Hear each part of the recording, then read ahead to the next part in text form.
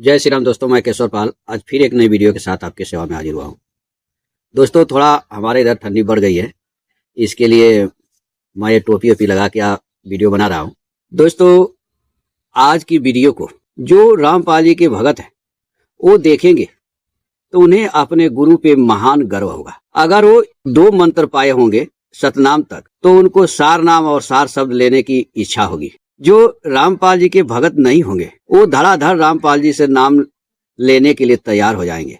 लेकिन दोस्तों, वो कौन जो मूर्ख होंगे? जिनके पास बुद्धि विवेक होगा वो कमेंट में लिखेंगे कि रामपाल कौन है, संत या सौदागर। तो आप वीडियो को देखिए और कमेंट बॉक्स में जरूर लिखें। तो चलिए वीडियो को शुरू करते हैं। दोस्तों, हमारे रामचरितमानस में एक चौपाई आती है, बड़े भाग मानुष तन पावा, सुर दुर्लभ सदग्रंथ ही गावा। यानी यह मनुष्य शरीर हमें बड़े भाग्य से मिली है और यह शरीर देवताओं को भी दुर्लभ है, ऐसा ग्रंथों में लिखा गया है। दोस्तों, भगवान श्री कृष्ण अर्जुन को गीता उपदेश देते हुए गीता अध्याय 7 के 19 में बताते हैं, बहुत जन्मों के अंतिम जन्म में अर्थात मनुष्य जन्म में सब कुछ परमात्मा ही है।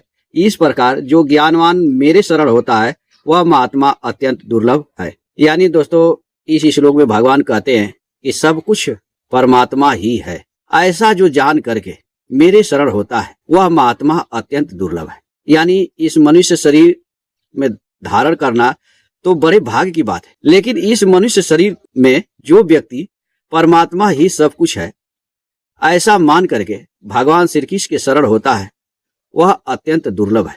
भगवान गीता अध्याय 10 के 3 में कहते हैं अर्जुन से, जो मनुष्य मुझे अजन्मा अनादि और संपूर्ण लोकों का महान ईश्वर जानता है अर्थात दृढ़ता से संदेह रहित स्वीकार कर लेता है वह मनुष्यों में ज्ञानवान है और वह संपूर्ण पापों से मुक्त हो जाता है।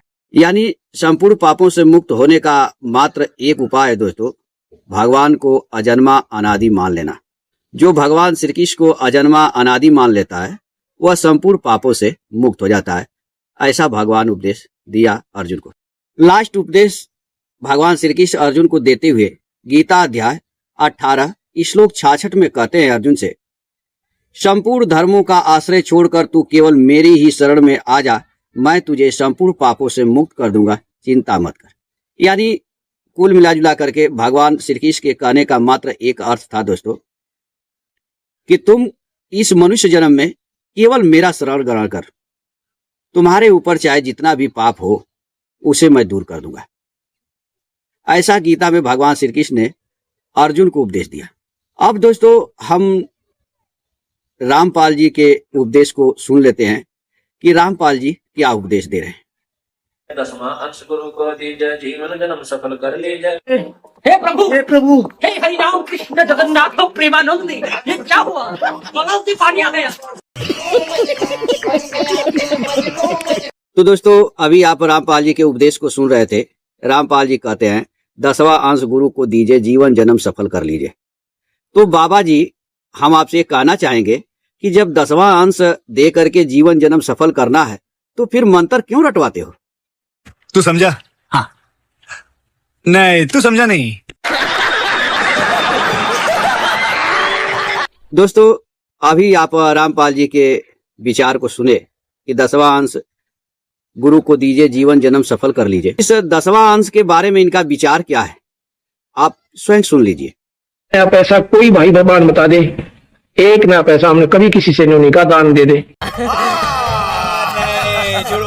वो मांगे सो बढ़वा के ये दर दर फिर अज्ञानी और जोगी जोग संपूर्ण जिसका तो मांगना पीवा पानी नट फेरना कंदर सांसी मांगा करें बठियारे अर्जुन की तारी लगी तत्वती दो धरे। तो दोस्तों, अभी आपने रामपाल जी की बात को सुना बड़ी ध्यान से। ये कह रहे हैं कि जो दान लेता है वो भरुआ है, और एक वाणी भी पढ़ के सुना रहे हैं और ये भी कह रहे हैं कि हमने किसी से कभी कोई दान नहीं मांगा। तो दोस्तों, अब जरा ध्यान से इस सत्संग को इनके सुन लीजिए, इसमें ये क्या कहना चाह रहे हैं, गौर से सुनिएगा। इस पृथ्वी में कोई गुरु नहीं, इस सतलोका से वाला के अतिरिक्त तो ये स्थान है, ये दास है वो सुपात्र, और डट के दान करो और फिर देखना। तू समझा? हाँ। नहीं, तू समझा नहीं। तो दोस्तों, अभी आप गौर से सुन रहे थे रामपाल जी के।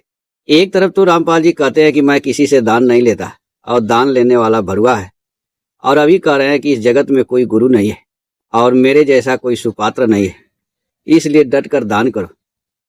तो आप कमेंट बॉक्स में लिख सकते हैं कि रामपाल जी ने जिनको भड़ुआ कहा वो कौन है। अभी मजा आएगा ना भिड़ो। दोस्तों, ये तो बहुत नॉर्मल चीज रही। अब हम आपको जो दिखाने जा रहे हैं उसको देख करके आप अचंभित हो जाएंगे। आपको भरोसा नहीं होगा कि आखिर हम इनको क्या कहें, एक संत कहें या सौदागर कहें, जैसा कि हमारी टाइटल है। तो आइए हम आगे इनके एक कारनामे को देखते हैं। मजा नहीं आ रहा है। रुको जरा, सब्र करो। दोस्तों, इस पीले पेपर को तो आप पहचानते होंगे।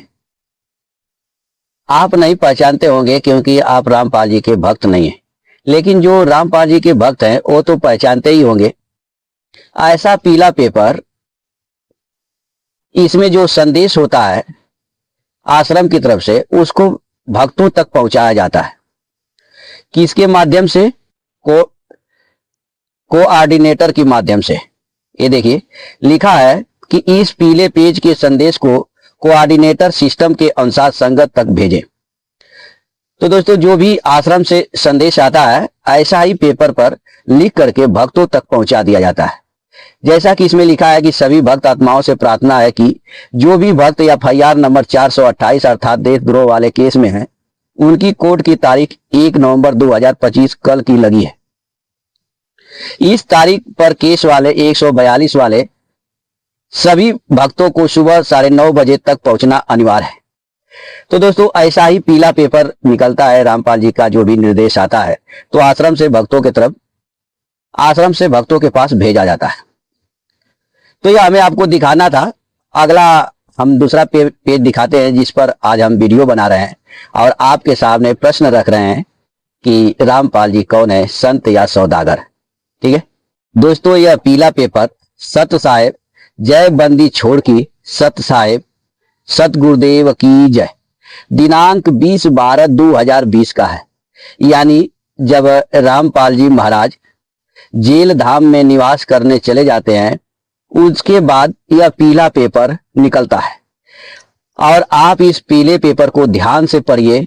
इस पर लिखा है, सत साहेब भक्तों, भगत मतियों, बहन बेटियों से निवेदन है कि गुरु जी के द्वारा प्रयोग किए गए वस्त्र, चद्दर, बेडशीट, कपड़े यानी पजामा, पैंट, बनियान, शर्ट, टी शर्ट, रुमाल, कच्छे, तौलिए आदि तथा घड़ियां या अन्य प्रयुक्त वस्तुओं को भक्तों, भक्तमतियों, बेटियों, बहनों को प्रयोग नहीं करना चाहिए। उनको सेवादारों से ले लें। उनके बदले में जो राशि दान की निर्धारित की जाए उसे दान करें।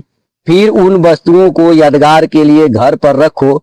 गुरु जी का प्रयुक्त प्रसाद भक्त भक्तमती श्रद्धा के साथ खा सकते हैं। जो वस्तु आश्रम में या नामदान केंद्रों पर बची है उसको भी सम्मान के साथ किसी बॉक्स, संदूक, टंक, पेटी आदि में रखे।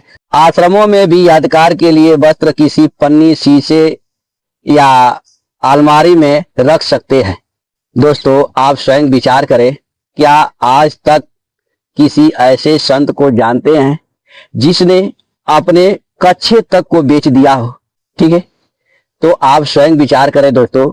जब हमने इस चीज को देखा तो मुझसे रहा नहीं गया और हमने एक बहुत सुंदर कविता लिखी है और हम चाहते हैं कि आपको वह कविता सुनाएं ताकि आप भी ऐसे महान संत पे गर्व करें और कमेंट बॉक्स में जरूर लिखें कि रामपाल जी कौन, संत या सौदागर। तो आइए चलते हैं कविता की ओर। तो दोस्तों, कविता की पहली कड़ी में कवि कहते हैं जनता से, आइए भाई आइए बहना, भक्ति की दुकान में आपका स्वागत है, जहां मोक्ष मिले डिस्काउंट में और श्रद्धा किस्तों पर उपलब्ध है। दूसरी कड़ी में कवि क्या कहते हैं कि यहाँ घंटी नहीं बजती, पहले काउंटर की घंटी बोले, टोकन नंबर 108 ले लो, गुरु जी के वस्त्र अभी खोले। यानी टोकन नंबर 108 ले लो और अभी मैं गुरु जी के वस्त्र खोल के दिखाता हूँ। अब वस्त्र क्या बोल रहे हैं दोस्तों?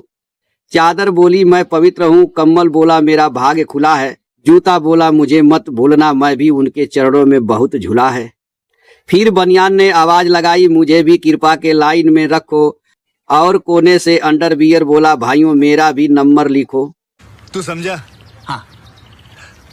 नहीं, तू समझा नहीं।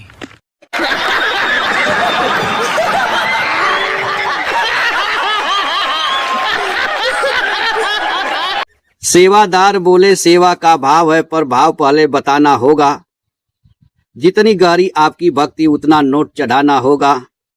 यानी लिखा था ना उसमें कि उसकी उचित कीमत दे करके आप ले सकते हैं। तो कवि वही कह रहे हैं कि सेवादार बोले, सेवा भाव है पर भाव पहले बताना होगा। जितनी गहरी आपकी भक्ति उतना नोट चढ़ाना होगा। कहते हैं कि यह बिकता नहीं, पहले बस यादगार है, पर याद वही रहती है साहब जितना रसीद कीमतदार है। ठीक है, आपको याद क्या आएगा दोस्तों कि हमने इस वस्तु का बहुत ज्यादा कीमत दिया है। तो जो ज्यादा कीमत की रहेगी आप उसी को याद कर सकते हैं। अगली कड़ी में कबीरदास जी बोल रहे हैं, जब कबीरदास जी ने देखा तो सतलोक से वो बोले, कबीर ने झोला टांगे देखते हंसकर रह गए, बोले हम तो फटे में ही ठीक थे, यहाँ कपड़े भी गुरु हो गए। नानक जी बोले, वाह रे कलयुग तेरा ज्ञान निराला है। नानक जी क्या करें? नानक जी बोले, वाह रे कलयुग तेरा ज्ञान निराला है, आज मूर्खों की टोली में अंडरवियर बिकने वाला है। आज मूर्खों की टोली में अंडरवियर बिकने वाला है। रविदास जी बोले, सेवादार से प्रेम कहाँ मिलेगा भैया। सेवादार बोले, स्टॉक खत्म है, अगले सत्संग में आइया। अभी मजा आएगा ना भिड़ो। यहाँ सत्संग नहीं सेल लगती है, यहाँ प्रवचन नहीं ऑफर है। एक वस्त्र ले लो, 2 पूड़े पाओ, या आज का ऑफर है। मोच मिलेगा साइज देख लो, श्रद्धा बने तो ट्रायल कर लो। मोच मिलेगा साइज देख लो, श्रद्धा बने तो ट्रायल कर लो। अगर आत्मा को फिट न आए तो रिटर्न पॉलिसी पढ़ लो। यानी रिटर्न करना बिल्कुल मना है। बिका हुआ माल कभी वापस नहीं होगा। यह धर्म नहीं डिपार्टमेंटल स्टोर है, या आश्रम नहीं यहाँ लगता बाजार है। जहाँ भक्ति की मूर्ति खड़ी और गले में रेट की स्लिप पड़ी, किस वस्तु की कितनी कीमत है यह कवि बताने के लिए लिखते हैं। जहाँ भक्ति की मूर्ति खड़ी और गले में रेट की स्लिप पड़ी, हंसी आती है शर्म भी आता है, सोचकर दिल घबराता है। अंतिम लाइन में कवि क्या कहते हैं दोस्तों कि हंसी आती है शर्म भी आता है, सोचकर दिल घबराता है। जहां अंडर बियर तक प्रसाद बने भक्ति नहीं, व्यापार मुस्कुराता है, व्यापार मुस्कुराता है।